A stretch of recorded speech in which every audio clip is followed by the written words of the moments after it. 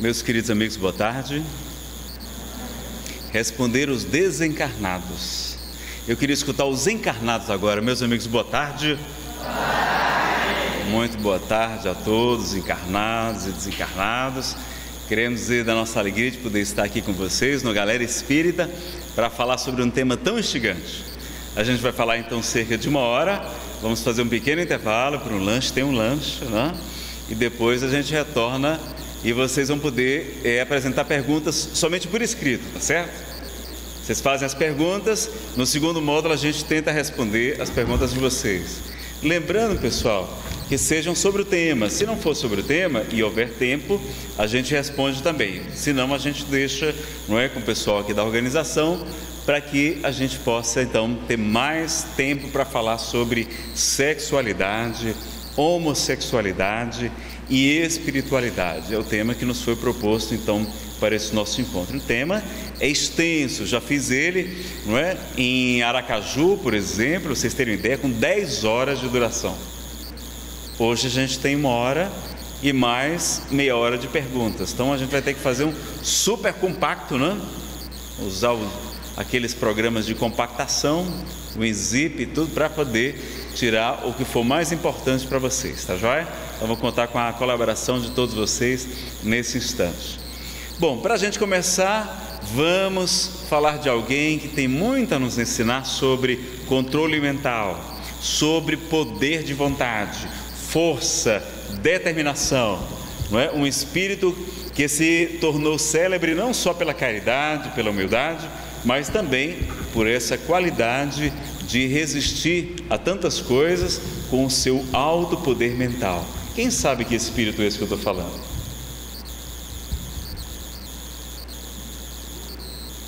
Bom, certamente vocês já responderam em pensamento, não é? Eu captei, e é justamente Francisco de Assis, é verdade. E Casimiro Cunha tem nos apresentado muitas poesias belas, mas Júlio Diniz falou sobre Francisco de Assis no livro Parnaso de Além-Túmulo, quando Chico, com apenas 17 anos de idade, já psicografava dezenas de poesias de poetas brasileiros e portugueses, com toda a riqueza do seu estilo, com toda a beleza, mas agora com a revisão de Emmanuel, com a orientação de que fossem poesias evangélicas, que não fossem depressivas, como Augusto dos Anjos falava. E Júlio Diniz vai nos trazer o esposo da pobreza. Francisco de Assis, um dia, assim que deixara a orgia no castelo, entregou-se à natureza, a uma vida de aspereza num canto doce e singelo. Abandonara a vaidade, buscando a paz da humildade, a santa luz da harmonia. E nas horas de repouso, Francisco, em estranho gozo, a voz de Jesus ouvia: filho meu, faze-te esposo da pobreza desvalida, emprega toda a tua vida na doce faina do bem. Francisco ouve: ninguém vai ao céu sem a bondade, que é a grande felicidade de todos os corações. Esquece as imperfeições, vai, conforta os desgraçados, sedentos e esfomeados, flagelados pela dor, que alivia e consola. Recebe também a esmola das luzes do meu amor. Francisco chorava e ria, e em divinal alegria via as flores e os jasmins, que não fiam, que não tecem, com roupagens que parecem vestidos de serafins, as aves que não trabalham e no entanto se agasalham nos celeiros da fartura, saltando de galho em galho, buscando a graça do orvalho, bênção do céu doce e pura. Via a terra enverdecida, exaltando a força e a vida, a seiva misteriosa no seio dos vegetais e a ânsia cariciosa das almas dos animais. E sobretudo ainda via a sacrossanta harmonia do coração sofredor, que não tendo amor nem luz, tem tesouros de esplendor no terno amor de Jesus. Francisco de Assis então Submerso o coração em sublimes alegrias, entregou-se às harmonias vibrantes da natureza, tornou-se um amparo da dor e, guiado pelo amor, fez-se esposo da pobreza. Meus queridos amigos, Francisco de Assis é um espírito tão grandioso, e nós trouxemos a lembrança da poesia de Júlio Diniz, porque ele próprio passou por momentos de muitas tentações, jejuava muito. Na sua ordem tinha um celibato. No Espiritismo nós não pregamos o celibato, pode namorar, pode casar, não tem nenhum problema, olha que maravilha. Mas na sua ordem, que era muito severa, porque seguia o Evangelho ao pé da letra, uma interpretação literal, necessária para a época em que ele vivia, um certo dia ele é tentado a abandonar tudo aquilo, a buscar os prazeres que ele conhecera quando rico, quando vivia nas baladas, nas festas, nas orgias. Muito rico e muito insensato. Mas quando ele ouve a voz de Jesus, quando está diante da igrejinha completamente destruída de São Damião, ele vai escutar o Cristo dizer: Francisco, constrói a minha igreja, que como tu a vês, se encontra toda em ruínas. E ele vai começar a construir a igrejinha, pensando que Jesus falava da igreja de pedra, quando ele queria falar da igreja como um todo, para reformular aquela igreja que estava corrompida, porque nós homens somos assim atrapalhadinhos mesmo, não é? E ele então vai fazer uma revolução em sua época, 200 mil seguidores. E conta a lenda que um dia ele tem essa tentação muito grande, sente um desejo carnal muito intenso, e ele então, em vez de se entregar à luxúria, o que é que ele faz? Tira a sua roupa, a sua roupagem de monge, fica nu e lança-se nos espinhos. E conta a tradição que onde havia espinhos se transformaram em flores. E há hoje lá em Assis, há uma rosa específica que não produz espinhos, em homenagem a esse momento. E se não fosse aquele momento, talvez nós não tivéssemos Francisco de Assis, São Francisco, como nossos irmãos católicos falam. Foi aquele momento de resistência, e diz que Jesus ficou tão feliz com aquele seu ato, que ele concedeu uma graça. Mas aí já é outra história, e o nosso tempo não vai dar para a gente contar. Então vamos iniciar. Vocês gostam de música? Vocês gostam de U2, Bonovox? Ou não é do tempo de vocês?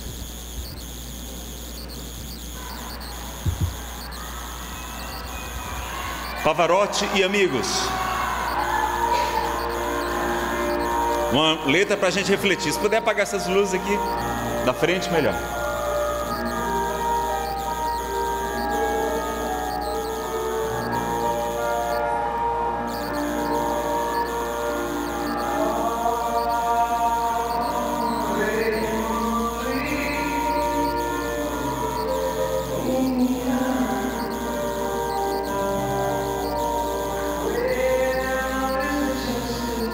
Onde está a justiça nesse mundo?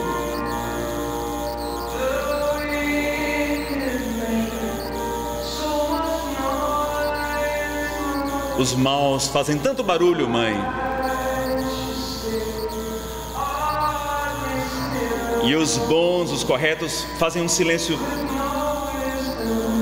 e não há sabedoria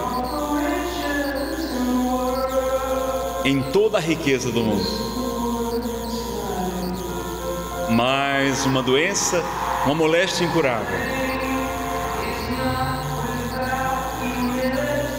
A força sem a humildade não é nada, é fraqueza,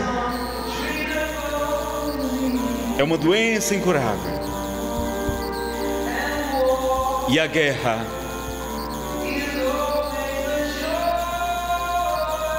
é sempre a escolha, é sempre a opção daqueles eleitos que não terão que brigar lá, que não terão que lutar lá na guerra, os políticos.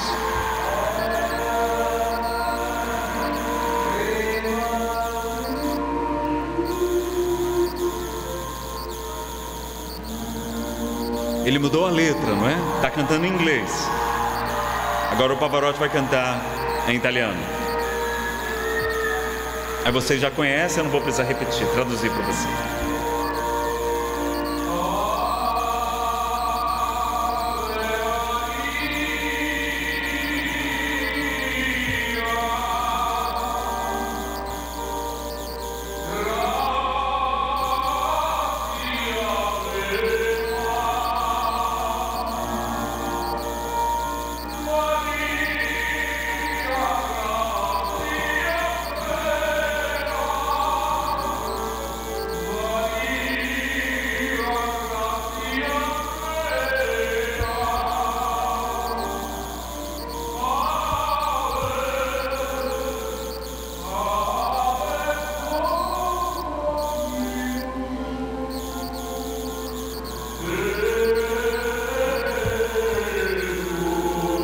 Ele agora canta no mundo espiritual. A força não é nada sem a humildade.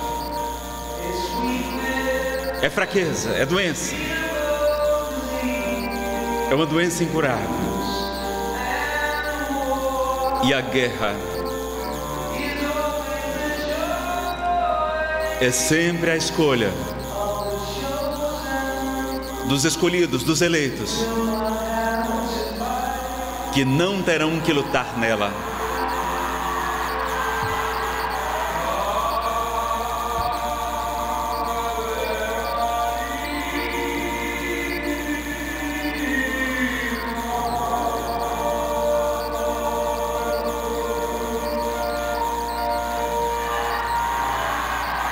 Pavarotti amigos, vocês encontram no YouTube também esse vídeo.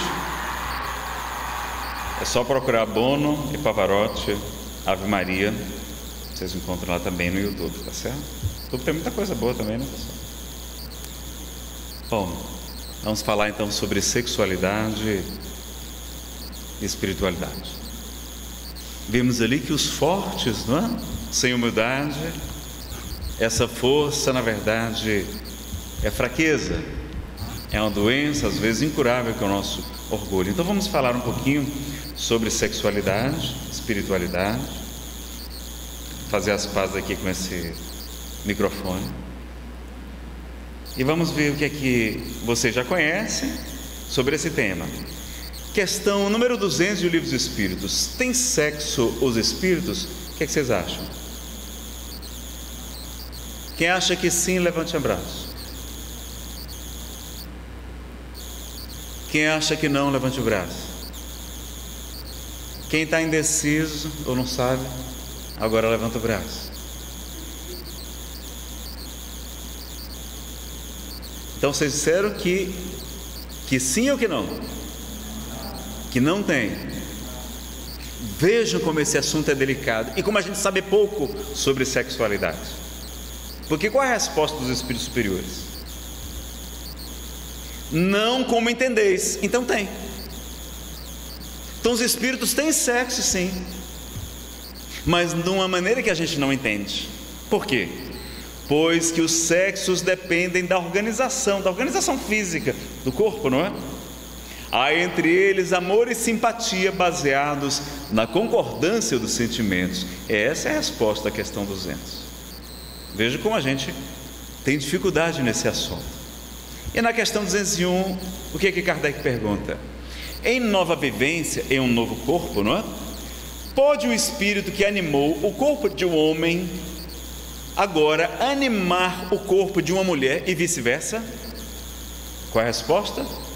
De certo, certamente são os mesmos espíritos que animam os homens e as mulheres, ou seja, espíritos propriamente, pessoal, nós somos criados simples e sem conhecimento. Nós temos as duas polaridades, tanto a masculina como a feminina, o yang e o yin, não é? O ânimos e a ânima, como nos fala Jung. E nós encarnamos muitas vezes como homem, muitas vezes como mulher, e às vezes há essa inversão que a gente vai estudar no dia de hoje, ok? E na Revista Espírita de janeiro de 1866, olha o que tem a informação para nós. Pode que o espírito percorra uma sequência de existência no mesmo sexo. Isto faz com que durante muito tempo ele possa conservar no estado de espírito o caráter de homem ou de mulher, cuja índole nele ficou impressa. Então, quem reencarnou, por exemplo, 50 vezes como mulher e agora reencarnar como homem, vai ser aquele homem mais doce, não é? Mais tranquilo, mais sereno, mais afável, como é uma característica do sexo feminino, mais passivo, não é? Mais acolhedor. Enquanto que, ao contrário, não é? Um homem que o contrário, uma mulher que reencarnou várias vezes como mulher, aliás, já falei isso, e os homens que reencarnaram várias vezes como homem, agora que reencarnam como mulher, são aquelas mulheres mais impetuosas, mais firmes, mais corajosas, não é? Dirigentes, líderes, não é? Elas têm uma expansão, uma expansibilidade, em vez do acolhimento, que é diferente. Não quer dizer que sejam homossexuais, sejam apenas espíritos, não é? Mais másculos ou mais feminis, mais doces ou mais firmes, mais corajosos, impetuosos, mais acolhedores e mais honrosos. E assim por quê? Porque senão o homem só aprenderia o que sabem os homens e as mulheres só aprenderiam o que sabem as mulheres. E o que é que Paulo vai nos dizer? Paulo de Tarso. Ele vai nos ensinar que eu sei e eu estou certo no Senhor Jesus, que nenhuma coisa é de si mesma imunda, a não ser para aquele que a tem por imunda. Mostrando que onde é que estão escritas as leis de Deus? Questão 621 de O Livro dos Espíritos. Vocês estão falando tão baixinho que eu não sei se são encarnados ou desencarnados que estão respondendo. Onde é que está escrita a lei de Deus? Na consciência. Muito bem. Essa está encarnada mesmo. Respondeu. Na consciência. Então não é a coisa que é imunda, não. Depende da nossa consciência, se a gente acreditou, se foi ensinado que é imunda, se não é, não é? Quando eu estiver falando, você volta um pouquinho para cá, tá? Não é a coisa em si, mas a nossa consciência que vai fazer a diferença. Então depende dos nossos condicionamentos, da nossa educação, da nossa cultura, onde estamos inseridos. Então um selvagem que na guerra mata o seu inimigo e se alimenta dele, canibal, ele não comete o mesmo crime aos olhos de Deus do que um pastor, um padre, um dirigente espírita que comete um assassinato. Concordam? Porque para ele, aquilo é que os pais lhe disseram, os avós, os bisavós, para ele aquilo é que é o certo. Então, Paulo vai dizer que nada é imundo, mas não ser para aquele que a tem, que tem aquele condicionamento de dizer que aquilo é imundo. Tá joia? Vamos adiante. No Mundo Maior, psicografado por Chico Xavier, do Espírito André Luiz, editora da Federação Brasileira, vamos ver, olha que frase linda do livro No Mundo Maior. Disse igualmente o estimado instrutor que erro lamentável é supor que só a perfeita normalidade sexual, consoante, ou seja, de acordo com as respeitáveis convenções humanas, possa servir de templo às manifestações afetivas.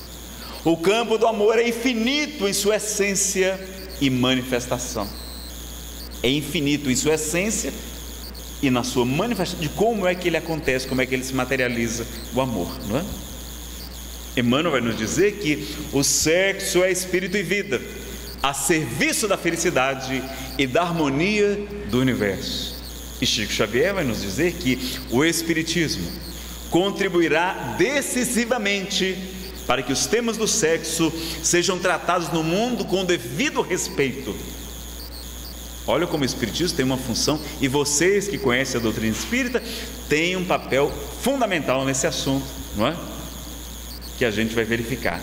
E Emmanuel, no livro Vida e Sexo, o melhor livro sobre sexualidade que nós temos na doutrina espírita, fininho, vai dizer que não proibição, mas educação. Não abstinência imposta, não é? De quem não dá conta de segurar.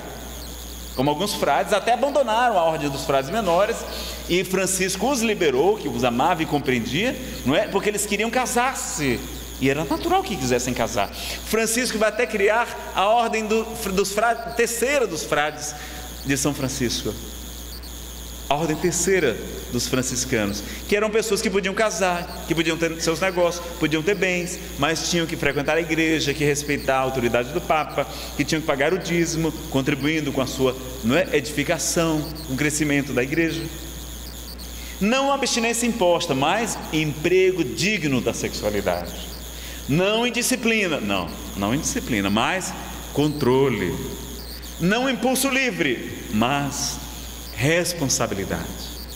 Então, neste livro, ele vai nos chamar a atenção das chamadas lesões afetivas. Vai dizer que muitas tragédias acontecem no planeta, muitas guerras, muitos crimes, mas uma grande parte delas não aparece nas estatísticas, ninguém fica sabendo. As chamadas lesões afetivas, o sofrimento que nós causamos aos nossos irmãos na área dos sentimentos. Como nós temos sido irresponsáveis. Eu que fui ateu durante 12 anos, meus amigos, só me tornei espírita aos 25 anos de idade. Quanta bobagem que eu fiz, quanto sofrimento que eu causei, porque não tinha o conhecimento, provocando as chamadas lesões afetivas nesta vida e em vidas passadas. Então, é um assunto que nos convida à reflexão, né? Esses slides foram gentilmente cedidos pela Leni Rezende, dentro do Centro Espírita Fé e Amor, e nós adaptamos. Vamos agora para outro slide que vai nos convidar também para uma reflexão. Quais são os tipos de sexualidade? Olha quantos tipos de sexualidade. Como nós somos tão diferentes. Assexualidade, heterossexualidade, que é a chamada comum, né? É sentir atração e afeto por pessoas do sexo oposto. A homossexualidade egodistônica, que é aquela pessoa que é homossexual e está em conflito, está sofrendo, não aceita. Tem a homossexualidade egocintônica, que é aquela pessoa que está bem, que está tranquila, que aceita a sua homossexualidade sem nenhum problema. Ela não é considerada doença. Só a egodistônica é considerada transtorno da sexualidade, mas nenhuma delas é considerada doença. A bissexualidade, pessoa que tem atração por ambos os sexos. E o falso hermafroditismo, que é quando a pessoa nasce com os órgãos, não é como se fosse masculino e feminino, não é? Ambos, mas não são inteiros, não estão completos. E aí às vezes os médicos têm que esperar qual o psiquismo da pessoa para poder fazer uma cirurgia de reparação, uma cirurgia estética. A sexualidade é pessoas que não têm nenhum interesse sexual, nenhum impulso sexual. Fizeram uma pesquisa na Grã-Bretanha e cerca de 1,5% da população diz que não tinha qualquer interesse sexual. Olha que coisa curiosa, não é? Uma experiência diferente. Então vejam quantas questões vamos ver. E quais são os transtornos classificados pela Associação Americana de Psiquiatria? Alguns deles aqui: zoofilia, que é chamada bestialismo, pessoas que se utilizam de animais para fazer práticas sexuais. A necrofilia, imagine a que ponto chegamos, meus amigos. Olha como nós somos atrapalhadinhos na hora do sexo. Tem gente que usa de cadáveres para fazer sexo. A pedofilia, que é sexo com as crianças. A pederastia, que é sexo, não é, ou atração física por pessoas muito mais jovens do que ela. O exibicionismo, né, que é chamado aqueles flashers, né, que pegam a roupa assim e abrem diante das moças para expor os seus órgãos sexuais. É um transtorno. O voyeurismo, que é a pessoa que só experimenta prazer se estiver assistindo outras pessoas fazendo sexo. Às vezes contrata profissionais para ter sexo com a sua esposa e ele quer ficar só assistindo, ele não quer participar. Voyeurismo, não é? O fetichismo, pessoas que só conseguem obter prazer se utilizarem algum tipo de fetiche, de máscaras, não é, de fantasias, as mais absurdas que vocês imaginarem. Houve ponto de, uma vez, relatarem-me que uma pessoa da alta sociedade, aqui no nosso país, pedia para uma mulher de programa, não é? Uma mulher da vida, que Chico não jamais chamava de prostitutas, Chico Xavier chamava de essas nossas irmãs que ainda comercializam as energias do sexo. Olha o que é amor, olha o que é caridade. Para que ela fingisse de galinha e ficasse lá como aquele animal, como aquela ave, para que ele pudesse sentir a atração física por ela. Imaginem. Meus amigos, qual de nós aqui não tem alguma coisinha atrapalhada nessa área, não é? Tem a homossexualidade egodistônica, aquela que a pessoa está em conflito. Esta é considerada um transtorno, não uma doença, mas um transtorno da personalidade. O pluralismo é a pessoa que tem muitos parceiros, não é? que é também chamada de ninfomania, a mulher que fica com vários parceiros, nunca está satisfeita. O sadomasoquismo, pessoas que agridem, não é? Batem e sentem prazer também sendo açoitados, machucados, violentados. O narcisismo, que é aquela pessoa que não é apaixonada por si mesma. Vocês lembram da lenda de Narciso, que se encantou num lago pelo reflexo do seu rosto, não é? Assim, uma pessoa bonita que nem eu, assim, cearense, não é? E tal, 1,80 m, não é? Olhar assim, aí se encanta por si mesmo. Narcisismo também é considerado um transtorno. O onanismo, que é o autoerotismo, a masturbação, não é? Que os psicólogos dizem que não há nada de errado, que é uma maneira que, não é, o adolescente está descobrindo o seu próprio corpo, é o desenvolvimento da sexualidade. Mas o que é que pode acontecer? Pode nos levar à viciação, não é? Tudo aquilo que é em excesso, não é? Como o Buda nos falava do caminho do meio, demonstra que tem uma coisa que não está bem. Então por que o jovem se masturba? Por que o adulto, às vezes de 30, 40 anos, continua se masturbando? Será que não é um complexo de timidez muito grande? Será que não é a incapacidade, não é, de ter uma relação afetiva com uma parceira, não é, de maneira mais tranquila? Ou será que às vezes é até melhor do que estar indo nas ruas para arrumar namoradas ou pessoas dedicadas aos programas sexuais? O que é preferível, usar prostitutas ou a masturbação? Bom, a gente vai ver então que tem graus do que é melhor e do que é menor. Tem gente que dá conta de sublimar a energia enquanto não casa? Tem gente que dá conta. Nós vimos aí vários celibatários, como Francisco de Assis, Divaldo Pereira Franco e tantos outros, não é? Os padres, muitos deles conseguem manter o celibato, alguns não conseguem. Então a gente não vai exigir das pessoas o que elas não têm condição ainda de fazer. O Espiritismo é uma doutrina progressiva, mostra que os espíritos estão evoluindo, nós estamos numa escalada evolutiva e nem todos nós podemos dar conta de tudo. Então, quem opta pelo celibato, por uma causa maior, não é, como Chico Xavier, que deixou de casar para poder divulgar a doutrina espírita, e ele sentia aquela vontade, não é? E o que ele fazia?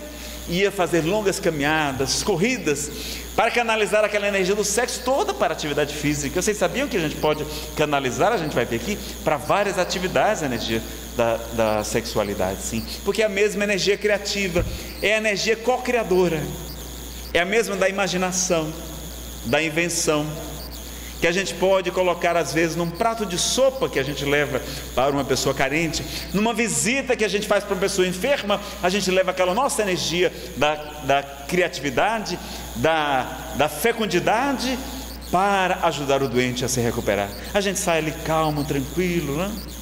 A gente pode canalizar para a arte, para as pinturas, para a música, não é? Para a oratória, para a literatura. Quantos gênios da humanidade não fizeram isso? As paixões, por exemplo, Wagner, o grande compositor, vai nos contar Alberto Almeida, um expositor muito querido, que certo dia ele se apaixona por uma de suas alunas. Ele lecionava música, era casado com Mina, uma moça que não compreendia a sua alma poética, romântica. E o que ele vai fazer? Em vez de destruir seu casamento, vai, não é, viajar, se afastar, porque ele sabe que a paixão passa, toda paixão passa, e vai canalizar aquela energia da paixão toda para a música. Vai compor Tristão e Isolda. Quando vocês escutarem a ópera Tristão e Isolda, ali está todo o amor de Wagner por Matilde, a sua aluna. Depois de recuperado, ele retorna e continua mantendo o seu casamento, porque a paixão, dizem os cientistas, que é uma descarga de neurotransmissores como a dopamina, a ocitocina e a metil alguma coisa mina, que eu esqueci o nome. O nosso cérebro fica encharcado daquela substância e a gente fica literalmente dopado. E a gente não se apaixona pela pessoa, não, a gente se apaixona por uma imagem idealizada que a gente cria, que não corresponde à realidade. Quando vai conviver, vê que é tudo igual, só muda o CPF. Tem gente que ainda frauda o CPF, até o CPF é igual. Então quando a gente está naquele amor à distância, não é? Aquela paixão, aí ela dura um pouquinho mais, mas senão ela dura 6 meses, um ano e meio no máximo.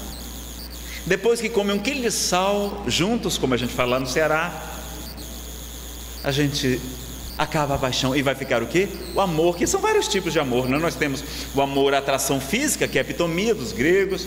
Nós temos o amor depois fraterno, que é esse amor que a gente tem pelos amigos, pelos irmãos. Depois nós temos aquele amor entre homem e mulher, não é? Que é considerado a palavra amor mesmo, até chegarmos ao amor ágape, o amor renúncia, o amor incondicional, o amor de Jesus, o amor de Buda, o amor de Gandhi, de Madre Teresa. O amor das mães, muitas vezes ele é incondicional, às vezes até exagerado. Das mães ele mistura com um pouco de apego, de orgulho. Mas a gente está aprendendo esses diversos tipos de amor para alcançar esse grande amor chamado amor ágape, o amor incondicional, o amor renúncia, que não espera nada em troca. É o amor de Jesus para nós. Então a viciação é que é o problema que pode levar, não é? Então sempre o equilíbrio, sempre o bom senso, como nos ensina Kardec. Bom, pessoal, no mundo de provas e expiações, quem não está passando por provas e por expiações? Todos nós, né? Com raríssimas exceções. Vocês lembram daquele físico inglês Stephen Hawking? Vocês me perdoem o inglês, que é lá do Ceará, né? Não é grande coisa. Se aquele homem não estivesse preso numa cadeira de rodas, com aquela limitação, com a esclerose lateral amiotrófica, será que ele estaria dando essa grande contribuição que ele tem dado à física? Se ele estivesse lépido, fagueiro, normal, como a gente diria, das suas funções físicas, será que ele estaria fazendo a mesma coisa? Então, quantas vezes a doença, a limitação, a inversão da sexualidade são como armaduras, diz o Espírito Emmanuel, para que a gente possa canalizar, se desenvolver em determinada área. Então ele, quando descobriu o diagnóstico da doença, ele disse: que bom, que agora eu não preciso mais me preocupar com aluguel, com conta, com isso, com aquilo, eu posso me dedicar inteiramente à ciência. Olha como ele canalizava a energia da libido para a invenção, para a elucubrações filosóficas e científicas.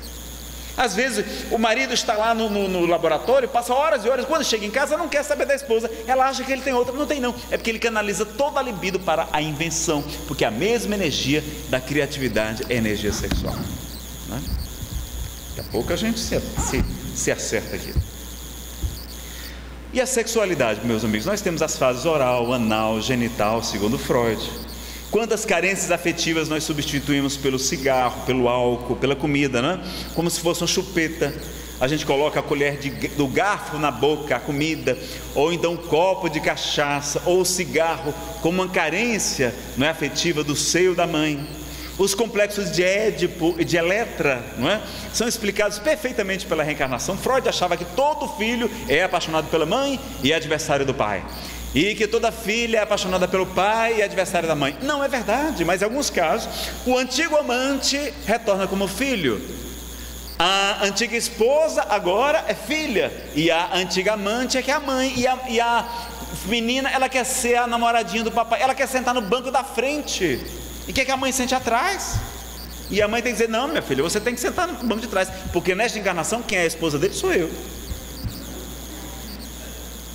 né? Então vejam, ele observou um fato, generalizou, quando nem sempre isso acontece. Há outros filhos que não são amantes, não, nada disso, não é?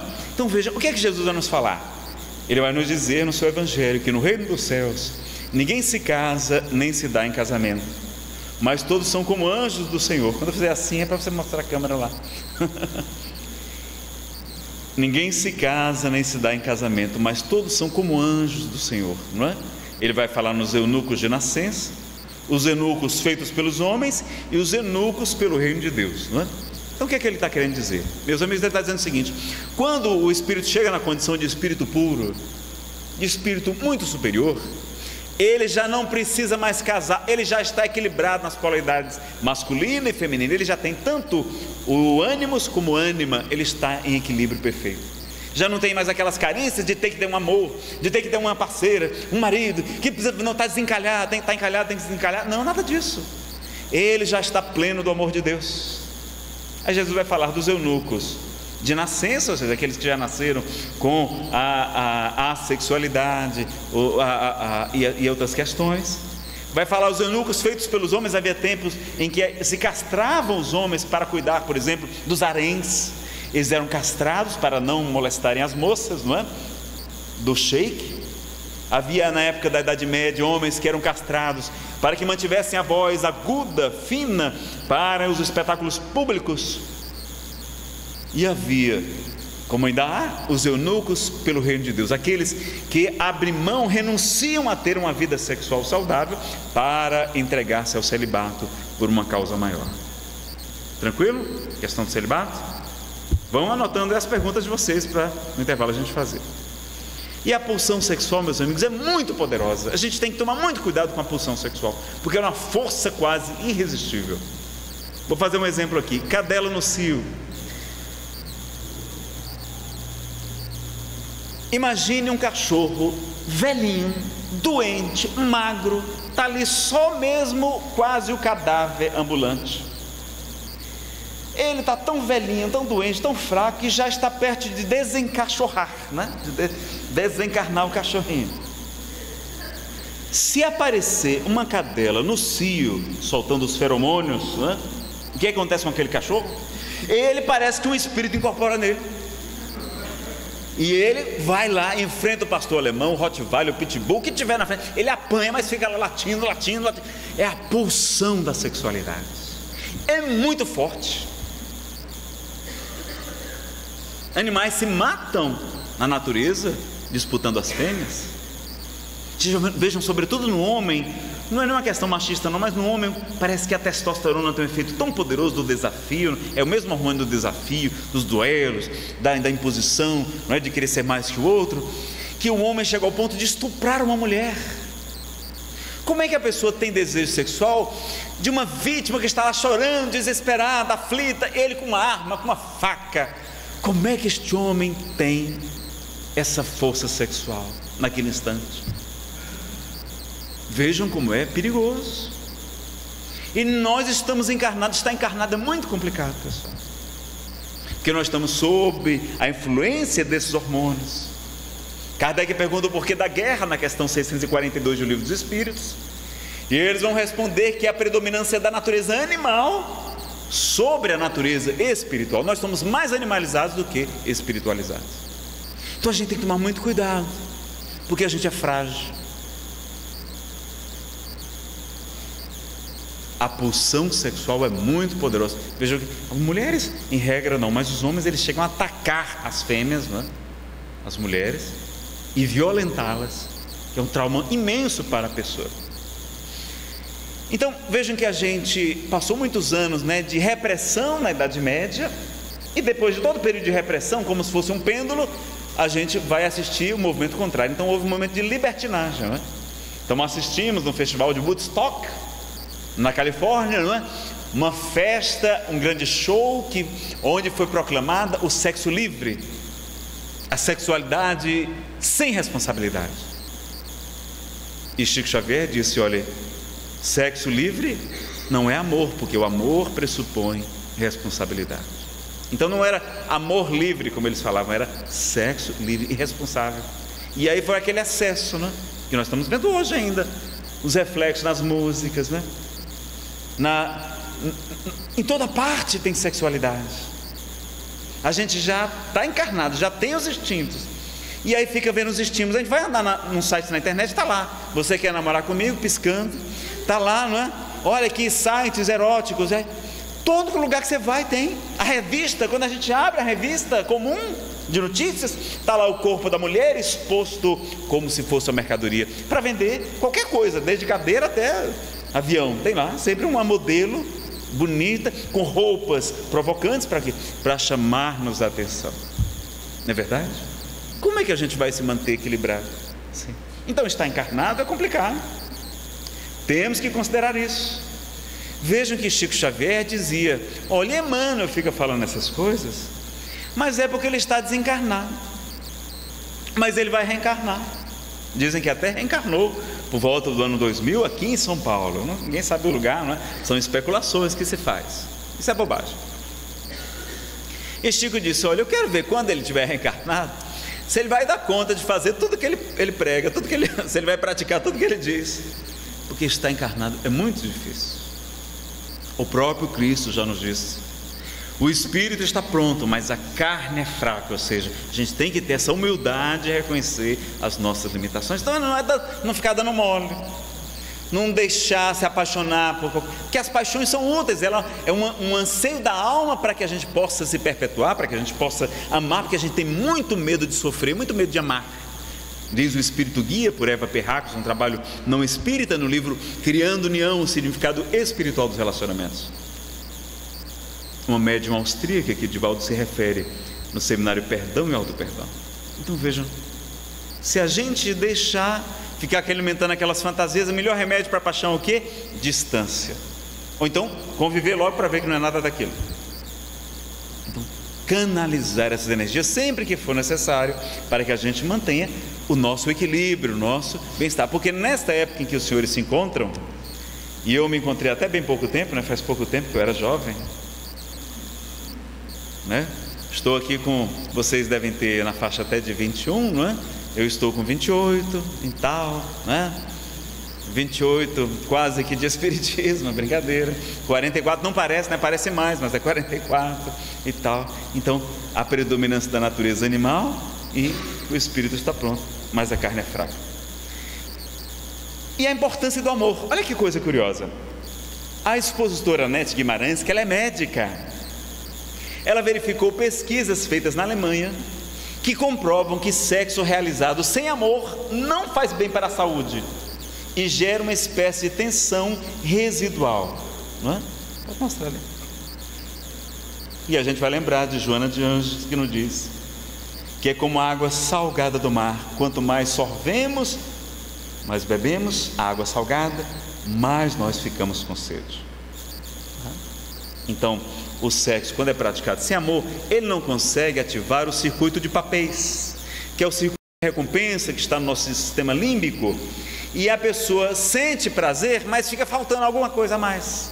Aí a pessoa daqui a pouco, daqui a alguma hora, daqui a alguns dias, ela quer mais sexo, porque ela não se planifica quando ela faz sexo com amor. Dizem essas pesquisas de cientistas alemães. A pessoa pode ficar até vários dias naquela sensação de êxtase, de tranquilidade. Emmanuel vai nos dizer que acontece uma verdadeira troca de hormônios psíquicos quando um casal, que se ama, tem um relacionamento. Então a gente se vincula, Então, como é importante a questão do amor. O sexo sem amor, em vez de satisfazer, vai fazer o quê? Aumentar a vontade. Então o Sérgio Felipe de Oliveira, médico e pesquisador da USP, ele vai dizer que, por exemplo, quando a gente estimula muito um desses centros, que André Luiz chamou de centros de força, os indianos chamam de chakras, que nós temos 7 principais. Quando a gente estimula muito um desses centros, ele se agiganta e fica como se fosse um grande portal gravitacional, atraindo para si mais e mais aquilo que lhe preenche, sem nunca preencher. Então, quando a gente estimula muito o sexo, cada vez mais a gente tem vontade. Em vez de sentir menos vontade, a gente tem mais.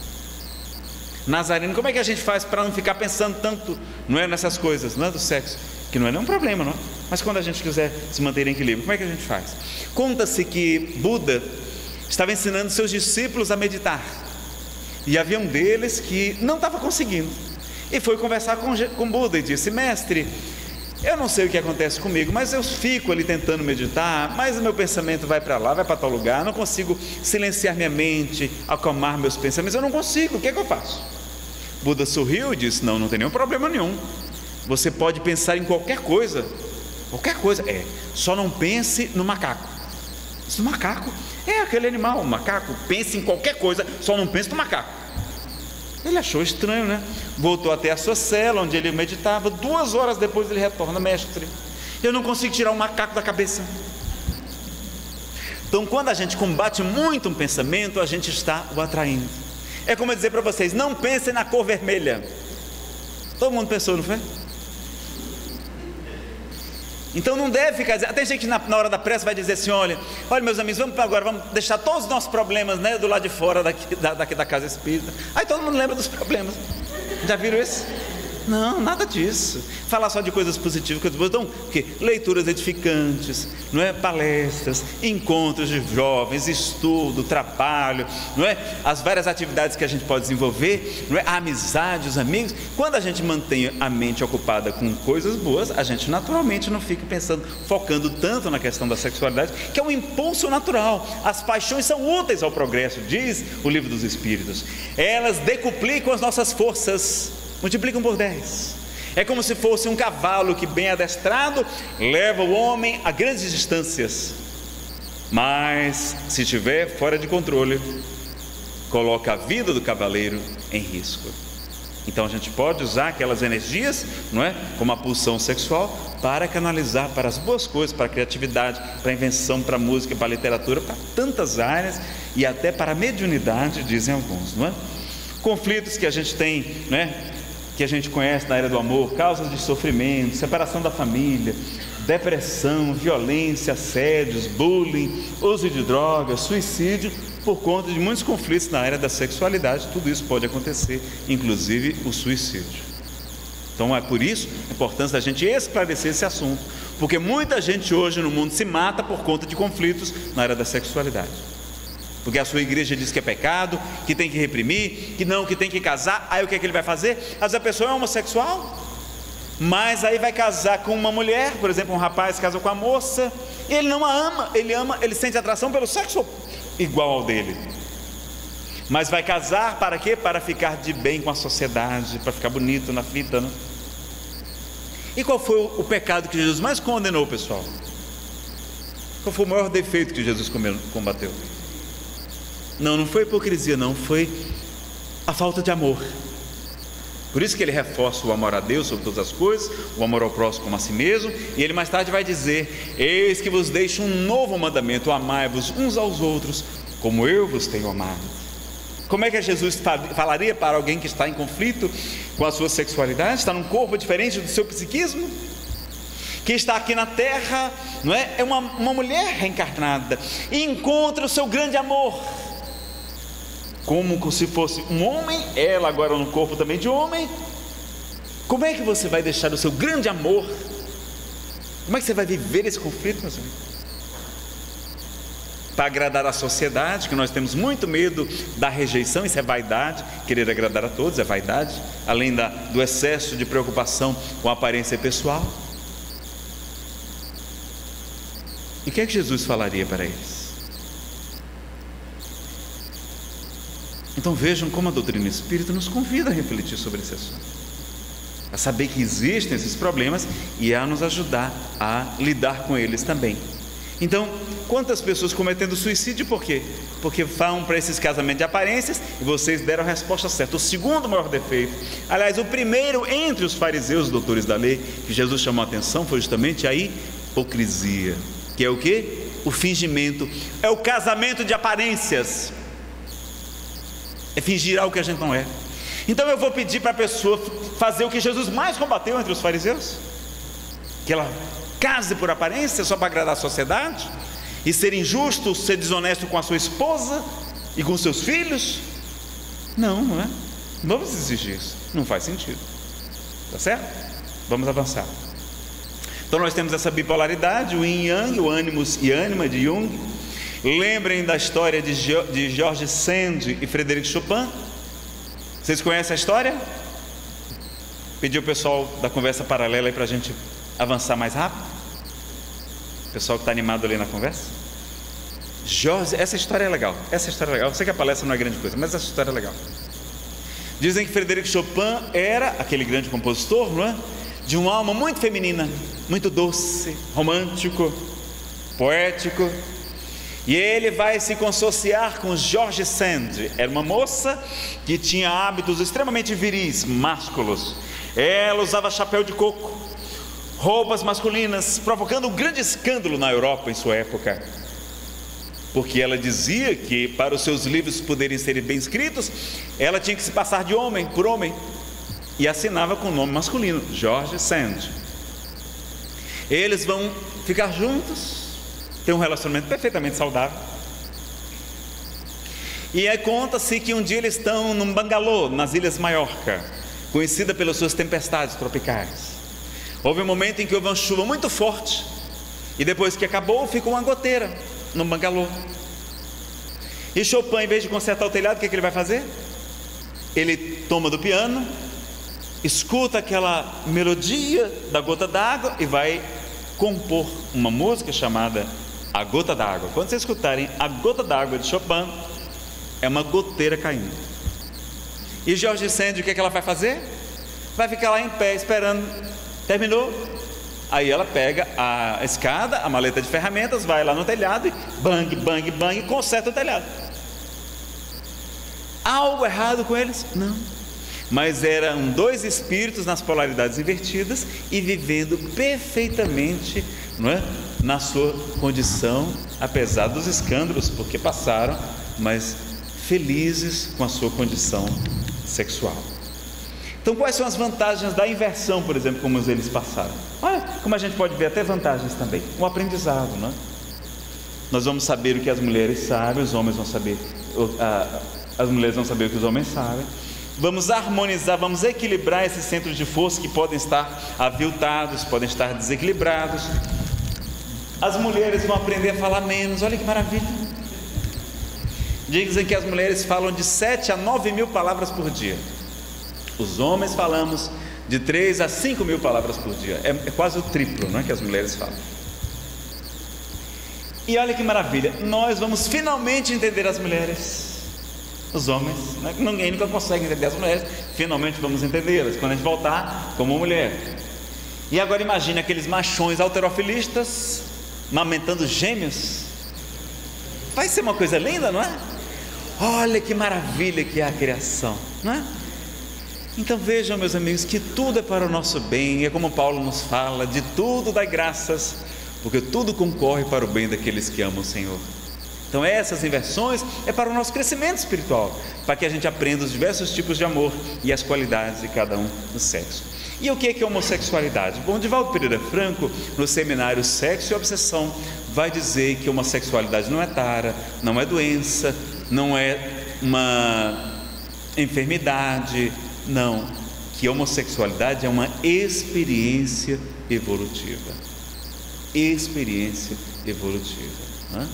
E nós vamos ver que há heterossexuais, pessoas chamadas normais, não é, que têm atração pelo sexo oposto, indignos, promíscuos, que obrigam as mulheres a fazerem abortos, que abandonam seus lares.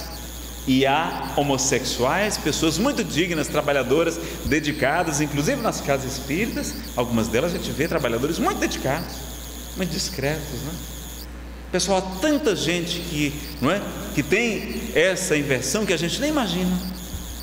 A gente pode mostrar, pode conversar com eles, e você jamais imagina quando vai ver a pessoa tem uma tendência, tem uma atração, tem um amor por alguém do sexo semelhante, do mesmo sexo. Então o que é que a gente vai fazer? Vai acolhê-los na casa de Jesus, ou vamos deixá-los nos guetos, nos locais de promiscuidade, onde muitas vezes a droga entra como um anestésico? Aí vão se drogar, vão contrair doenças, vão contrair AIDS, a sífilis e tantos outros problemas que a gente sabe. Então qual será? Se Jesus estivesse no meu lugar, o que ele faria? Criticavam Jesus porque diziam que ele andava com pessoas de má vida, porque ele andava com prostitutas, com publicanos, com os coletores de impostos, com leprosos. E o que é que ele vai dizer? Os sãos não precisam de médico, mas os enfermos. Então ele estaria justamente com os mais necessitados. Então a gente ter essa consciência da importância do nosso trabalho, né? E de acolher todos os irmãos que procuram a casa espírita, né? Então não é doença. Médicos e psicólogos que ofereçam cura ou tratem como doença são passíveis de punição pelos conselhos de medicina e de psicologia, né? Houve o caso até de um religioso inglês que prometia a cura e depois foi descoberto, não é, assediando pessoas do mesmo sexo, né? Isso tem até um projeto de lei tramitando no Senado, na Câmara. Eu não sei como é que está agora. E o que é que realmente importa então, Nazareno? Não é o sexo não, meus amigos, não é a nossa orientação sexual. é o uso que se faz, porque a pessoa não escolhe. Vocês acreditam que alguém iria reencarnar desde criancinha, já gostava de brincar com as meninas, de brincar de bonecas, não queria estar com os rapazes, com os meninos, não? O seu psiquismo queria realmente estar sempre com o sexo feminino.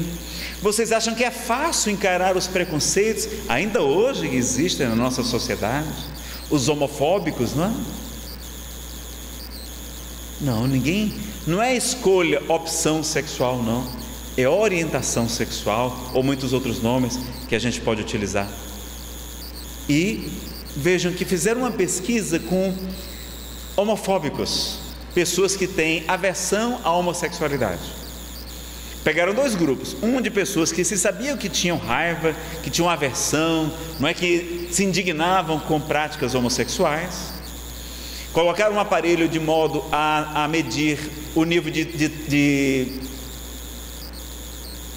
interesse sexual, não é, de tesão, como se fala vulgarmente, neles, e no outro grupo que não era homofóbico.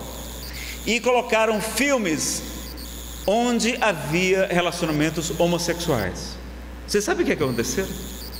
No grupo dos chamados machões, os homofóbicos, 50% a mais tiveram ereções, tiveram desejos sexuais, diferentemente do que as pessoas chamadas normais. Ou seja, o homofóbico muitas vezes tem o conflito dentro dele, por isso ele quer matar o outro, porque matando o outro é como se ele conseguisse matar o seu conflito. Pesquisas científicas. E no Brasil, o Brasil é um dos campeões de violência contra homossexuais. Então, e há 80 países, vocês sabiam disso? 80 países para você divulgar o espiritismo aí, onde a homossexualidade é considerada crime, inclusive com pena de morte, alguns deles. 80 países.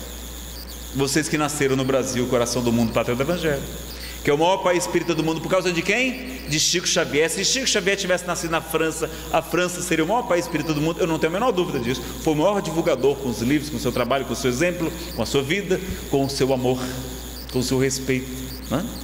Então vejam, não é, que a gente não buscar essa questão, não é opção, eles são há muito preconceito, 26% são expulsos de casa, há assédio pela própria família.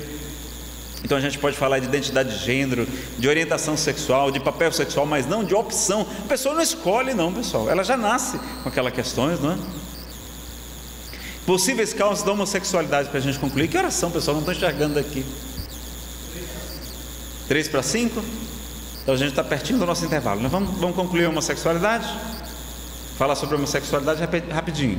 Possíveis causas da homossexualidade. Isso apresenta Alberto Almeida no seminário que vocês encontram, Sexualidade e Evangelização, também está no YouTube. Então, causas culturais, socioambientais, né? Então, vocês lembram que existiam culturas como a grega, em que os mestres iniciavam seus discípulos na prática da sexualidade, porque as mulheres eram consideradas, não é, um subtipo humano, eram quase como animais, como alguns escravos também eram considerados, não é? Então havia cultura de que a homossexualidade era uma coisa normal, não é? Socioambientais também, porque havia ambientes, havia locais como, por exemplo, nas campanhas de guerra, nos conventos, nos mosteiros, não é? Onde só havia pessoas do mesmo sexo. E aquela pulsão sexual gigantesca que a gente viu do cachorrinho, né? Que parece que o espírito incorpora nele, eles começaram a realizar práticas homossexuais. Então havia aquela pessoa talvez com a polaridade invertida, com aquele espírito feminino, sentindo uma atração por alguém do sexo masculino. E como nós vimos aqui rapidamente que Freud falou que o sexo começa, né, na fase oral, através do amamentamento, não é? No seio da mãe, a criança sente prazer na boca, por isso que a boca é uma região erógena. Depois a criança consegue controlar os esfíncteres, aqueles músculozinhos que controlam, não é, a evacuação, e ela experimenta prazer quando alivia, não é? Ali deixa a mercadoria sair, não é? Ela sente alívio, sente prazer também. Aí temos a fase anal e temos por fim a fase fálica, onde o sexo, não é, vai se manifestar através dos órgãos sexuais, que eles começam então a se desenvolver por volta da puberdade. Mas vejam que Do mesmo modo que um cego consegue ampliar a audição, o olfato, se você estimula muito uma mesma área, ela se torna cada vez mais sensível, mais erógena. Então, pela viciação, muitas dessas pessoas que passavam décadas viajando nas campanhas de guerra, começaram a ter relações homossexuais e começaram a sentir prazer naquela região, estimulando aqueles centros nervosos, aqueles terminais nervosos, para que, não é? E aí, pela viciação, então, começaram a utilizar cada vez mais da prática homossexual. Uma das possíveis causas também, então, da homossexualidade. Causas familiares, pais que querem um filho homem e vem uma menina, e a menina faz tudo, não é? Pratica esportes nitidamente masculinos para poder conquistar a atenção e o carinho do pai, e vice-versa.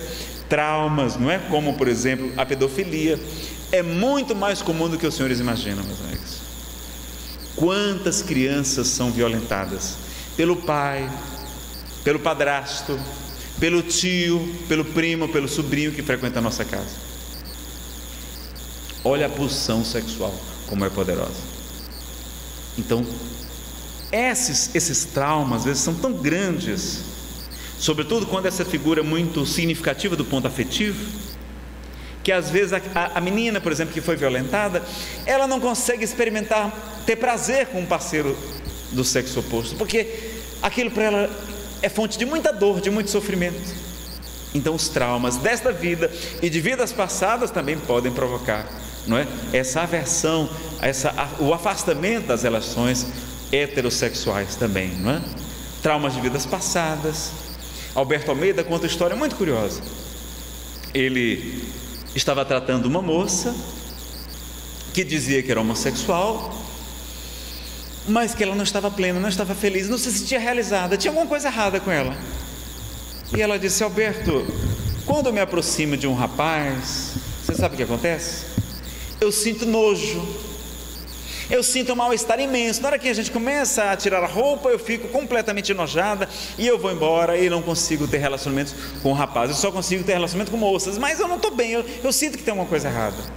Ele faz a psicoterapia tradicional e, como não encontra a causa nesta vida, como Allan Kardec fala das causas atuais e das causas anteriores das aflições, no capítulo 5 do Evangelho segundo o Espiritismo, ele vai fazer então uma técnica de regressão a vivências passadas, que a gente não vai poder explicar aqui, não é? Em detalhes, a gente tem palestra só sobre esse assunto. E chegando na regressão, ela vai se ver em uma pequena cidade na França, onde ela era muito católica.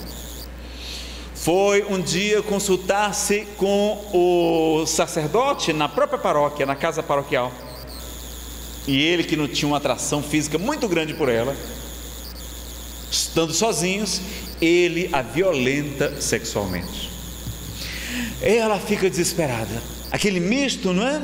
De asco e ao mesmo tempo de sofrimento, e o enorme respeito que ela tinha pela igreja. Ela, ao chegar em casa, em vez de contar ao marido que estava fora, ela não suporta, pega veneno e comete o suicídio. Quantas pessoas se suicidam, meus amigos, pelas lesões afetivas? Se entregam à sarjeta, ao alcoolismo, às drogas, por conta de conflitos nessa área. E essa moça, então, quando o marido chega, as más línguas, olha o problema da maledicência, as pessoas começam a dizer que ela tinha um caso com o sacerdote, e o marido termina a sua vida no alcoolismo, na sarjeta. Alberto Almeida vai dizer que o maior trauma dela não foi a violência sexual, que é realmente muito dura. Há mulheres que nem se lembram. Se você perguntar: você foi estuprada? Ela não sabe dizer se foi, de tão dramático que é para a mulher. Mas o que mais lhe incomodou mesmo foi o suicídio, como ela desencarnou antes da época. Vocês sabem que muitos de nós ainda trazemos muito fluido vital, não é? Tem que consumir o duplo etérico, enfim, tem várias teorias. E do mesmo modo que alguém que está preso quando está em coma, também o suicida pode ficar preso ao corpo e até assistir à decomposição cadavérica. Ela vai sentir todo aquele mau cheiro, todo aquele mal-estar, todo aquele sofrimento do seu funeral. E quando ela se aproximava de um rapaz, vinha a lembrança do estupro e do suicídio. E por isso é que ela não conseguia se relacionar. Aí ela faz a terapia, porque o regredir não é terapêutico, tem que retratar, tem que fazer uma terapia às vezes de vários meses, anos, tratando aquele significado, não é? Aquele conteúdo. Aí ela enfim fica em paz e descobre que não era homossexual. Ela tinha um trauma de vidas passadas. Olha que coisa curiosa. Então aqui eu estou falando, meus amigos, de possíveis causas, sem querer dizer que é doença, mas algumas podem ser traumas, esses condicionamentos, não é? Essa vida em mosteiros, em conventos, em guerras, não é? Obsessão. Divaldo Pereira Franco vai contar o caso de Lício, não é? Um jovem em conflito da sexualidade, que vai constar com um psicólogo, que manda, influenciado por um espírito mau, obsessor de Lício, que ele então se entregue, que ele faça tudo o que ele tem vontade, porque este espírito sabia que ele iria ficar com um sentimento de culpa muito grande e por fim cometeria o suicídio, que esse era o seu objetivo. Felizmente, impedido pela ajuda dos espíritos superiores. Então vejam que até há más orientações de psiquiatras e psicólogos, sobretudo quando Freud colocou tanta importância na libido, quando depois os seus discípulos, como Jung, vai dizer que não, a libido é uma das forças, mas nós temos muitas outras pulsões mais importantes até, não é?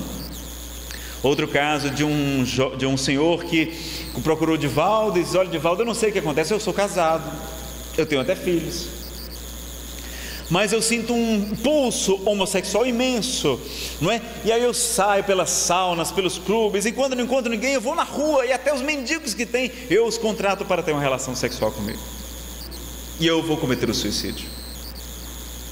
Divaldo conversa com ele, orienta que ele frequente a casa espírita, que faça o tratamento espiritual, não é? Que se evangelize, o culto do evangelho online, enfim, que iria...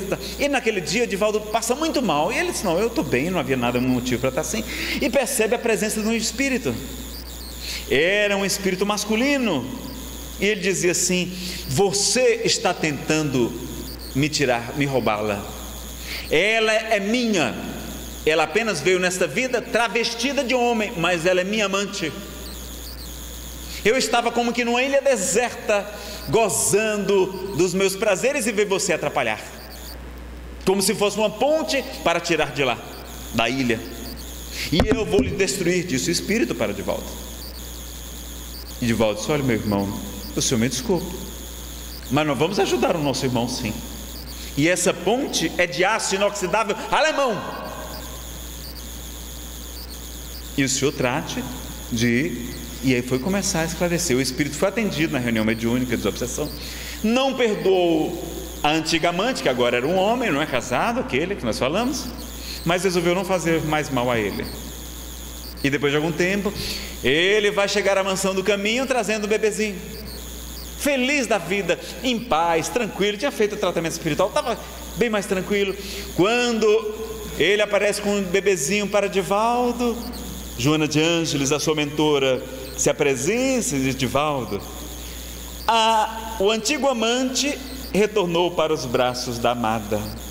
Era aquele espírito obsessor que era o amante daquela moça que agora estava numa experiência masculina e agora finalmente estava pela reencarnação a bênção do perdão e do esquecimento do passado.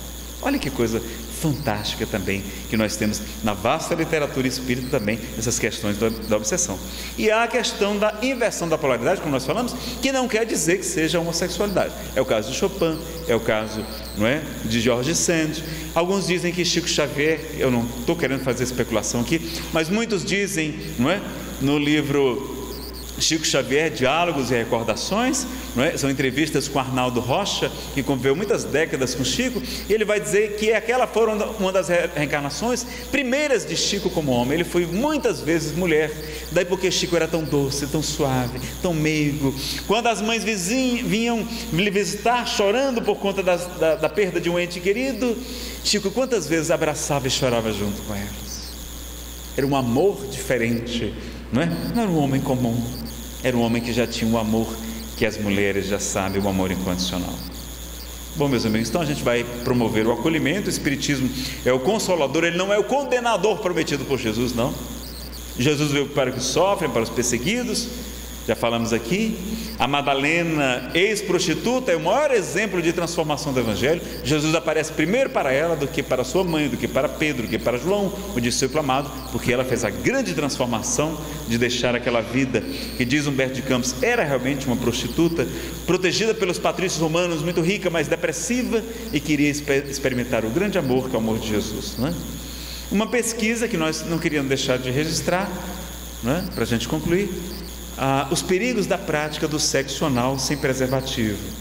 A Anete Guimarães levanta que foi feita algumas pesquisas de que muitas pessoas se contaminam, não é? Sofrendo de endocardites agudas por causa de infecções nos vasos da região anal, daí porque todo cuidado com a prática desse tipo de sexo, não é?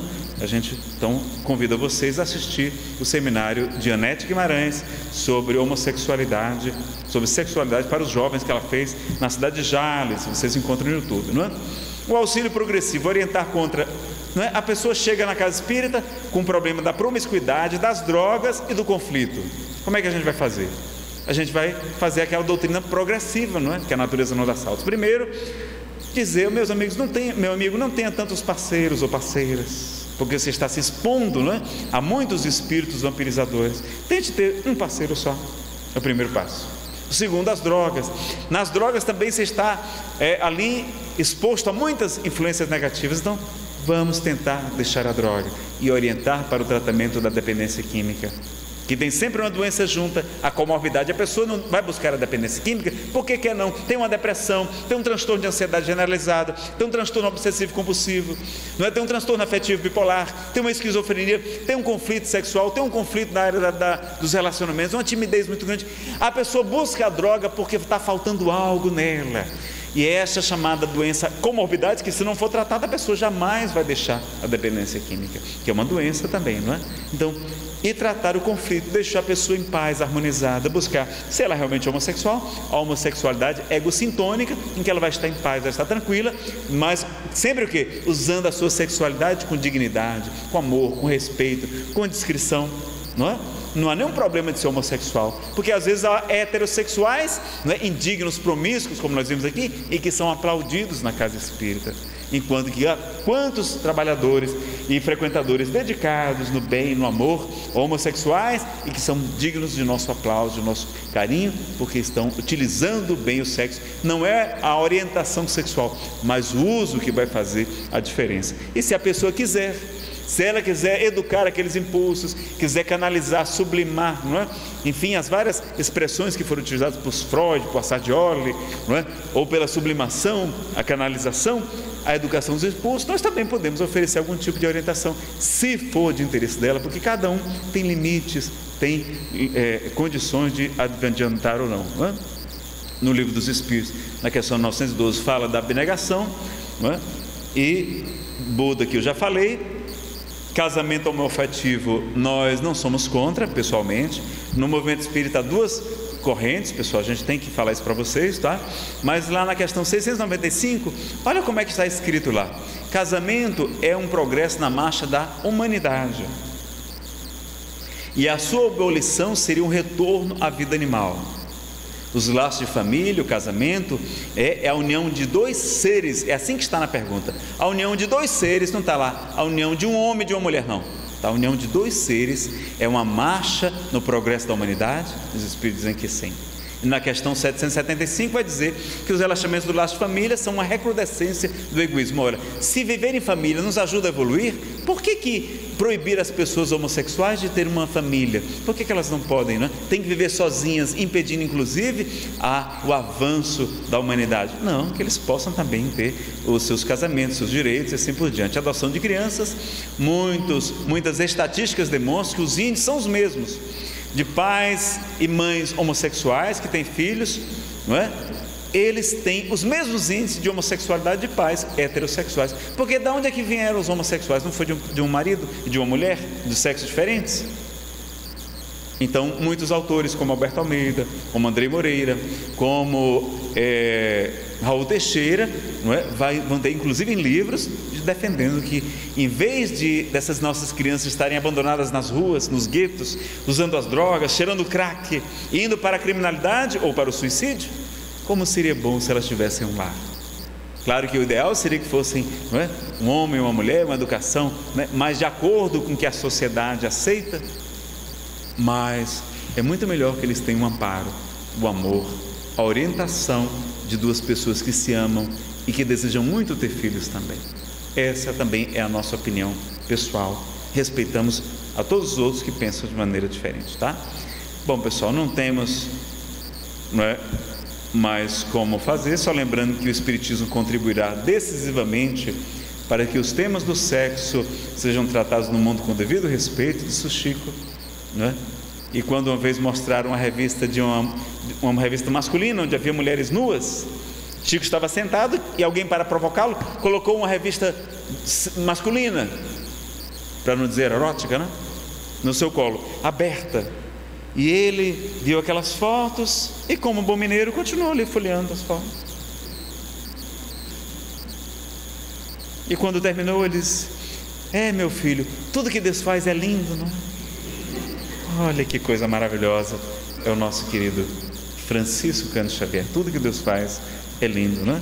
Aqui a bibliografia que nós falamos, pedi para ele mostrar ali: Livro dos Espíritos, Vida e Sexo, Sexualidade sob a ótica do Espírito Mortal, do André Moreira, do Américo Domingos Nunes Filho também, do Jorge André, que tem uma posição um pouquinho diferente, defendendo a abstinência, não é? É uma opinião do Jorge André. Loucura e Obsessão e Trilhas da Obsessão, ambos de Manuel Filomeno de Miranda, psicografia de Valdo Franco.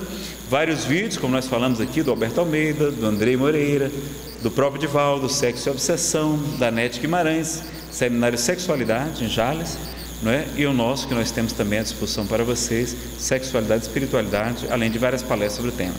Então, concluindo, não proibição, mais educação, não abstinência imposta, mais emprego digno, não indisciplina, mais controle, não impulso livre, mais responsabilidade. Então vamos fazer um intervalo rápido, 10 minutos, e a gente, antes de vocês levantarem, tem um recado, e a gente vai responder as perguntas de vocês, tá certo? E colocar um vídeo para a gente encerrar. A gente demorou muito no intervalo, né? Quando tem lanche. Sandra Borba, que é presidente da Federação Espírita do Rio Grande do Norte, há alguns anos, ela disse certa vez que espírita come muito porque aqui é um de provas e de expiações. Então o espírita chega na mesa, ele espia o que aqui tem e prova. E espia aquele outro pedaço, prova mais um pouquinho. Então um mundo de provas e expiações. Eu cheguei ali na mesa, comecei a comer e fui conversar com os amigos. Quando eu voltei, eu assisti uma verdadeira sessão de desmaterialização. Sumiu, não é? Acabaram muitos itens lá, maravilhosos. Parabenizar a todos que trabalharam no evento, não é? Nossa, aqui tem tanto bichinho hoje. A gente foi falar de Francisco de Assis, está cheio de bichinho. Aqui deve ter sido isso. Nazareno, pergunta sobre o transexualismo. Sobre o transexual ser tratado como indivíduo que vive sob uma desordem psíquica. Eu gostaria de saber como ele é visto e estudado pelo Espiritismo, não é?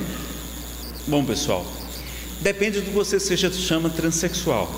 Há dois sentidos principais para transexual. Vejam que essa questão de palavras, na área da sexualidade, há muitos gêneros, muitas espécies, né? Há muitas variações, gradações. Ninguém tem a sexualidade igual ao do outro. Não tem um padrão. O gay é assim, o travesti é assim, não é? O homossexual é assim, não. Uma variedade imensa. Transsexual, segundo o livro Forças Sexuais da Alma, do autor Jorge André, é aquela pessoa que experimenta a inversão da polaridade. Por exemplo, Chopin seria um transexual para Jorge André, que é aquele mesmo autor que eu falei para vocês, que ele prega que o ideal seria a abstinência, a pessoa que tem algum transtorno na sexualidade praticar abstinência. Eu acho que hoje não é o raciocínio predominante no meu espírito, como nós falamos aqui. Alberto Almeida, não é? Raul Teixeira, André Moreira, o próprio Divaldo, e muitas das posições dele demonstram uma visão diferente, como nós falamos, progressiva da gente lidar com as nossas questões íntimas, tão múltiplas como elas são. Agora, segundo o dicionário, no dicionário, transexual é aquela pessoa que faz cirurgia para mudança de sexo, como ficou célebre, né, o caso da atriz Roberta Close, por exemplo. não era uma crítica a nenhum deles. Bom, é sobre o segundo tipo que a gente está falando, é sobre cirurgia de mudança de sexo. Eu vou dizer a vocês que o Espiritismo jamais condena, ele jamais impõe, o Espiritismo propõe, o Espiritismo acolhe, ele esclarece, ele ilumina e ele orienta. Se para a pessoa aquilo for o mais importante para a sua felicidade, para a sua plenitude, eu jamais condenaria. Isso é uma opinião pessoal. Isso daí não vão encontrar em Kardec. Na época de Kardec não havia cirurgia de mudança de sexo, tá certo? Agora, eu diria o seguinte: olha, se a gente veio com alguma mudança morfológica, tem algum aprendizado, não é por acaso. Se a gente veio, por exemplo, que nós falamos aqui, não é? Com as limitações, nós vamos ver aqui um vídeo de um rapaz que nasceu sem os braços. O que esta encarnação tinha para lhe ensinar? Não era para ele desenvolver força de vontade? Para ser um testemunho para outras pessoas? Para ele, não é? Viver tudo isso?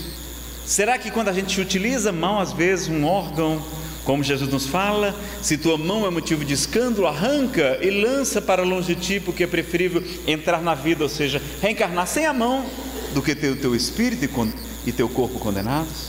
Se teu olho é motivo de escândalo, arranca-o e lança para longe de ti, porque é preferível entrar na vida, ou seja, reencarnar cego, sem um olho, do que ter o teu espírito e teu corpo condenados. Então, parece-nos que o que o perispírito impõe no corpo físico, além de ser uma construção mental, como a gente sabe na mensagem Pensar do Espírito André Luiz, que Deus é amor e não castiga criatura alguma. A própria criatura que se culpa e se corrige diante dos falsos conceitos que alimente com relação a Deus. Então Deus é amor, não castiga ninguém. A gente mesmo é que pelos nossos pensamentos, sentimento de culpa, eles arrependimentos mórbidos, remorsos doentios, a gente se impõe às vezes numa nova encarnação estas questões que nos podem provocar algum tipo de dificuldade. Então eu diria para a pessoa que analisasse bem, fizesse o autoconhecimento antes de tomar uma decisão dessa tão drástica, não é? Mas vejam, por exemplo, que a cirurgia plástica, quando perguntaram no Pinga Fogo em 1971 a Chico Xavier: Chico, o que é que você acha, por exemplo, da pílula anticoncepcional? Vários temas modernos, não é? O que é que você acha da cirurgia plástica? Ele vai dizer: olha, se for para a pessoa, não é, se sentir melhor, trabalhar a autoestima, ser mais feliz e ser, portanto, fazer os outros felizes, eu não vejo nada contra. Agora, se a pessoa vai fazer aquela, não é, 200 cirurgias plásticas, a gente nem reconhece mais, tudo tão esticado que está o couro da pessoa, não é? A gente já não demonstra algum excesso, algum exagero, alguma questão desse tipo. Então, seria um assunto para nós refletirmos e meditarmos, e eu não queria propor, né, nenhuma resposta sobre esse assunto, mas a doutrina espírita vai sempre acolher, consolar e esclarecer todos nós, tá certo? Nazareno, existe participação dos espíritos na relação sexual? Eles podem assistir o nosso relacionamento sexual? Qual o ambiente apropriado para os relacionamentos íntimos? Bom, pessoal, olha que coisa curiosa.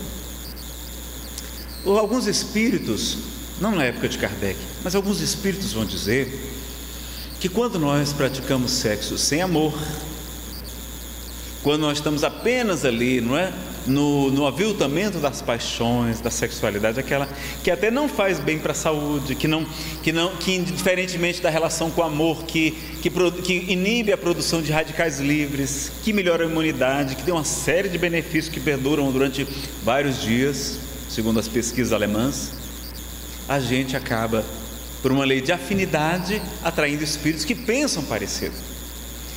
Então os espíritos superiores já não têm mais essa preocupação, como nós vemos, mas espíritos próximos de nós, espíritos que desencarnaram, que às vezes nem sabem que desencarnaram, que conversam com a gente, falam com a gente e ninguém te responde, eles pensam que estão enlouquecendo ou que estão tendo um pesadelo.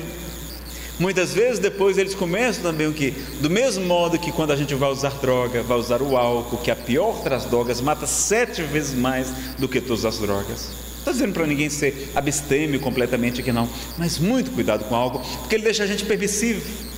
Quando a gente fica permissivo, a gente experimenta o êxtase, a gente experimenta a maconha, e aí vai naquela escalada para as drogas cada vez mais pesadas, porque o corpo satura e precisa cada vez mais de drogas poderosas. O álcool também é a porta de retorno para as drogas. A pessoa passa um ano limpa, vai para uma clínica de desintoxicação, passa um ano sem usar cocaína, aí vai para uma festa e encontra os amigos. Aí os amigos chegam lá: rapaz, vamos cheirar um pouco de cocaína? Eles: não, rapaz, eu larguei, eu estou limpo, eu não uso mais cocaína.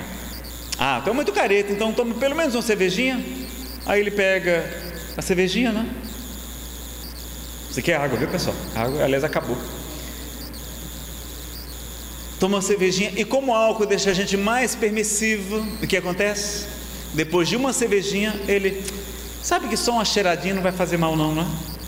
Aí ele vai lá e volta com toda a intensidade para a cocaína. Então o álcool, além de matar mais do que todas as outras, 7 vezes mais, ele é a porta de entrada e a porta de retorno para as drogas. Então quando a gente bebe, às vezes acontece, por exemplo, casais de primos que se reencontraram, tinham uma antiga atração, bebem, e o que é que vão fazer? Às vezes passam a noite juntos e têm um relacionamento sexual sem preservativo, ambos casados, e a moça, o marido era estéril, ele não podia ter filhos, e ela engravida. O que é que ela vai fazer? Comete o aborto. Caso real, narrado por Alberto Almeida. Mais tarde, quando o marido descobre que o aborto realmente não faz bem nem para a mãe, nem para a gestante, nem no mundo espiritual, produz uma série de transtornos psíquicos, depressão, aumento de vários transtornos psiquiátricos, de suicídio. Então, nada de aborto, não é? Fez aborto, vamos fazer o bem, porque a caridade cobre uma multidão de pecados, como nos ensina a Epístola de Pedro, porque muito amor, seus pecados foram perdoados. Então, através do amor, a gente modifica o nosso karma. Não é verdade, no Espiritismo não existe karma inexorável, não. É lei de causa e efeito, e a gente modifica o nosso karma de acordo com o bem que a gente faz. Aí ela vai e comete o aborto. Mais tarde o seu marido descobre e vai dizer: minha esposa, por que você fez isso? Eu queria tanto um filho, mesmo que fosse do seu primo. Seria um sonho realizado. Então vejam como o álcool pode fazer tantas coisas. Então a questão dessa permissividade. Então os espíritos, não é, se consociam a gente na hora de sorver o álcool, os vapores das drogas e também do sexo, porque eles ainda estão presos a esses instintos da animalidade. Agora, num local, na nossa casa, num ambiente tranquilo, não é? Num hotel com H, não é? A gente está protegido, tem espíritos que protegem nossos lares. Agora, se a gente vai para um bordel, para um prostíbulo, se a gente vai para um motel, por exemplo, não é? Onde vários casais vão ali sem nenhum compromisso, sem nenhum amor, sem nada, sem nenhuma crítica a essas instituições, mas a gente está se expondo à influência dos espíritos também, tá certo? Que vão querer utilizar-se daquelas mesmas sensações pelo qual estamos experimentando. Nazareno, em qual momento é feita a ligação do espírito na relação sexual? Meus amigos, no livro dos Espíritos vai dizer que é na concepção, ou seja, na hora que o óvulo é fecundado pelo espermatozoide, ali existe uma ligação irresistível, como se fosse um laço do perispírito do espírito reencarnante naquele ovo agora, não é? No embriãozinho que vai se desenvolvendo. Então é na hora da fecundação. Agora, ela acontece na hora da relação? Não, ela demora algumas horas, pode demorar até alguns dias. Então a ligação pode acontecer depois, o óvulo demora um pouquinho, o espermatozoide ainda está vivo lá, não é? No útero da mulher, e pode acontecer depois. Então no livro Missionários da Luz tem uma verdadeira aula sobre reencarnação. No caso do Segismundo, vocês encontram pela psicografia de Chico Xavier, tá certo? Vocês encontram lá. A pílula de seguinte é abortiva? É abortiva em muitos casos, não todos. Por quê? Porque ela é uma bomba de hormônios poderosíssima. Na bula vai dizer que ela não é abortiva, mas ela pode ser. E o que acontece? A pessoa toma a pílula e ela impede, se o óvulo já tiver sido fecundado, ela impede a sua nidação, a sua fixação no útero, e aí acontece um abortamento também. Então, se não tiver acontecido a fecundação, não, mas é uma descarga de hormônios que não faz bem para a nossa saúde. Então, muito cuidado. E a pílula no dia seguinte não previne, não cura a AIDS, não cura a gonorreia, a sífilis e assim por diante. Então, vamos evitar essas práticas. Se veio, não foi por acaso, vamos criar aquela criança e vamos encaminhar. Se a gente não puder cuidar, vamos encaminhar para adoção, enfim, mas evitemos o aborto. Isso aqui já foi. sendo espiritismo, aqui esse aqui acho que já foi falado também. Nazareno, na época de meus pais, a orientação sexual era paz e amor.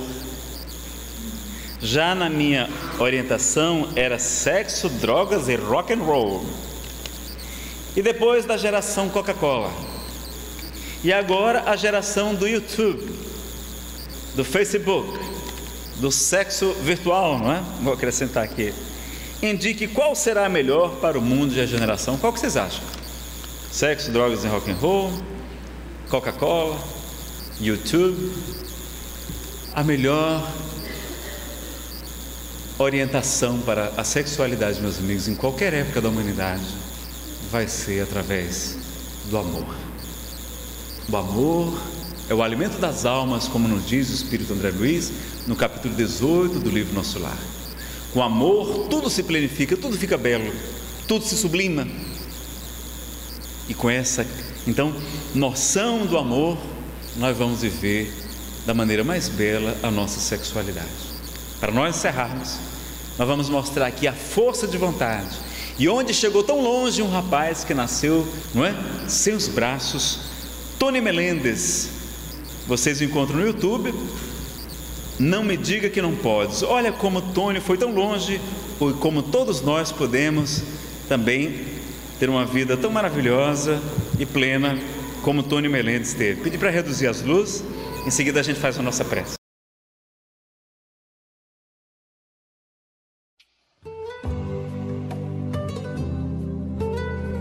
O violão é especial para mim. Este era do meu pai e tomei emprestado dele para brincar no começo, mas foi algo que me levou a poder fazer música.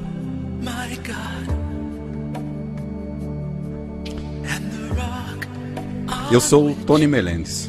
Nasci na Nicarágua, porém vivi quase toda a minha vida nos Estados Unidos. Sou cantor e guitarrista. Vim para os Estados Unidos porque era um menino sem braços. A medicina da Nicarágua não era tão avançada e o remédio talidomida foi dado para minha mãe quando ela estava grávida de mim. E me deixou assim. Nasci assim, sem os braços. Quando pequeno, não entendia que não tinha os braços. Mas logo as crianças gritavam quando me viam: "Olha, o menino sem braços!" E eu me doía muito o coração, doía muito. Quando jovem, eu aprendi a fazer tudo com os pés. E eu queria ajudar a mim mesmo e ajudar as pessoas e a minha família. Tenho 2 irmãos, meu irmão trabalha comigo. Meu pai já morreu, mas mamãe ainda é viva. O pai e minha mãe se sacrificaram muito para criar seus filhos. Meu pai deixou seu país para cuidar de mim e dizia: "Você tem que tratar-se." E eu sempre sonhava em casar-me. Mas as jovens se assustavam e diziam: "Um rapaz sem os braços!" Porém, um dia eu conheci uma jovem belíssima, chama-se Leia, é a minha esposa. Desejávamos uma família e como não podíamos ter filhos, tivemos que adotá-los. Fomos a El Salvador e adotamos uma menina. E na Nicarágua adotamos um menino. A música sempre esteve no nosso íntimo. Desde pequenino eu já cantava e papai tocava violão e mamãe cantava. E sucede que recebi esse talento, esse dom de Deus. E que eu sempre queria é ser normal para tocar violão também. Afinal, o violão era diferente, eu praticava 6 a 7 horas com a música. Começou a fluir e fluir como música de verdade.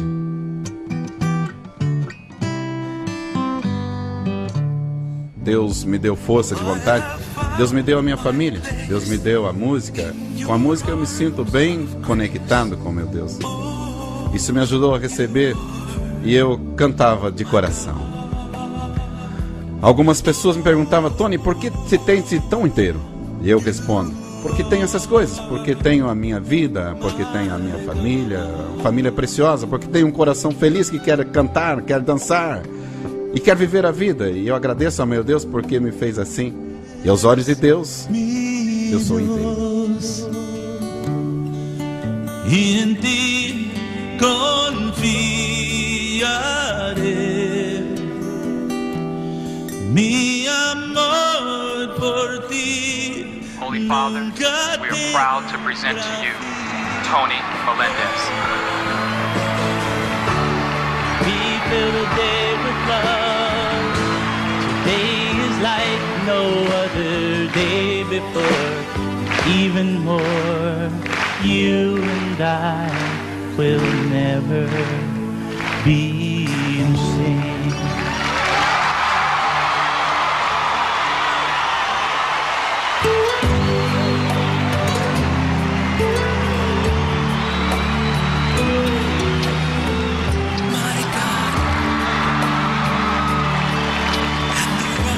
Tony, you are truly a courageous young man. You are giving hope to all of us. My wish to you is to continue of giving this hope to all the people. Deus está sempre na minha vida. Nesse momento é como se ele dissesse: Tony, você tem que ir trabalhar, tem que cantar, tem que me ajudar, tem que ser meus pés e também minhas mãos, viajar e cantar pelo mundo. Eu digo a uma pessoa como você: tens os braços, as pernas, tens tudo, tem tudo. E dizem: não posso, não consigo. Pode sim, você pode. Dizem-me: Tony, você é um milagre. E eu sempre digo, quando batem as mãos, quando levantam as mãos, isso para mim é um milagre. Por favor, não me digam que não pode. Não me digam que não pode, porque podem sim fazer muito e muito mais. Levantem-se e digam: eu quero, eu posso, eu vou mover-se para frente. Tem um mundo inteiro que está só esperando você dizer sim.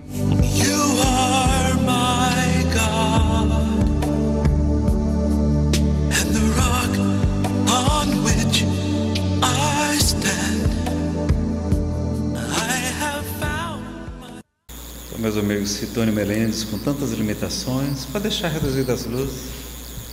A gente vai fazer a nossa prece agora. Conseguiu chegar tão longe, não é? Vejam de que é capaz o ser humano, com força de vontade, com fé, com conhecimento que liberta, com autoconhecimento, com autoiluminação. Com o passar do tempo, as forças dos hormônios diminuem, a gente vai ficando mais calmo, mais sereno, mais sábio, mais experiente. Então tudo concorre em favor de cada um de nós. Que não está escrito: vós sois deuses, disse-nos Jesus. Podereis fazer tudo aquilo que eu faço e muito mais, se o quiserdes. Vós sois o sal da terra, o fermento da massa, a luz do mundo. Brilhe a vossa luz e resplandeçam as vossas boas obras diante dos homens, para que eles glorifiquem a Deus, nosso Pai que está no céu.